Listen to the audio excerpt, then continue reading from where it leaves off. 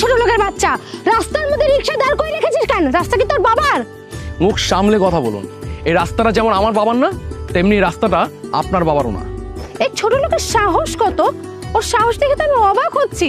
আমার মুখে মুখে তর্ক করিস? উচিত কথা বলতে আমি একদম ভয় পাই না।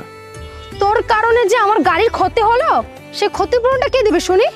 ক্ষতি তো আমার হয়েছে, আর দোষটা আপনার, আমার না। আমার দোষ? রাস্তার মধ্যে তুই রিকশা দাঁড় করে রাখবি আর দোষ আমাকে দিয়ে দিলি? শোন, এটা কি তোর রিকশার গ্যাস পেয়েছিস? না, এটা আমার রিক্সার গ্যারেজ না।